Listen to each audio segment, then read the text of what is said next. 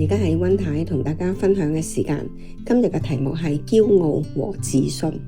經文係雅各書4章6節，但是他賜更多的恩典，正如經上說，神阻擋驕傲的人，賜恩給謙卑的人。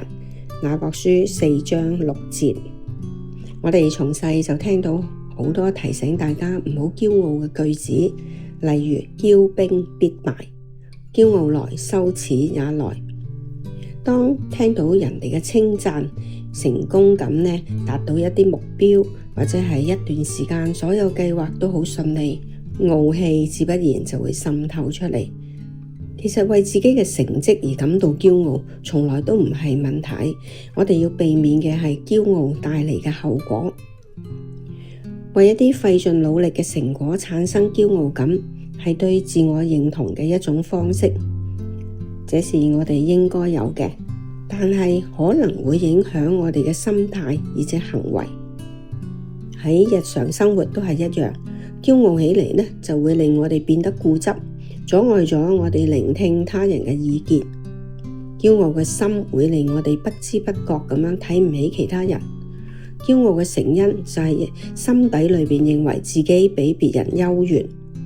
同時自己都會潛移默化咁樣改變咗對人哋嘅態度，甚至會覺得身邊嘅人好蠢，覺得咧人哋總係唔明白自己，總係咧喺唔同嘅層次。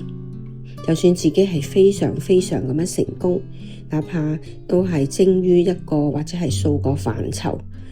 喺輕看別人之前，有冇睇睇其實人哋喺另一個範疇遠遠超過自己啊？只係每個人嘅長處唔同啫。當然，我哋都需要有適量嘅自信。如果唔係，就會被過量嘅意見或者係閒言閒語影響咗自己嘅判斷。所以話說回嚟，我哋都係要多啲學習，多啲聆聽，多啲分析，多啲了解、觀察同埋認識呢個世界同埋人與人之間嘅聯繫，先至可以正確咁樣決定咩時候使用自己嘅自信，咩時候應該虛心咁樣聆聽。我哋同心禱告，親愛天父，我哋都係感謝你，你每日都係愛我哋，賜福俾我哋，遠超我哋所想所求。但係我哋有時都係疏忽大意，但係你厚待我哋，向我哋顯出你嘅慈愛。天父，我哋都係請你幫助我哋，每日都係謙卑咁樣能夠依靠你，祈禱奉主耶穌基督名求，阿門。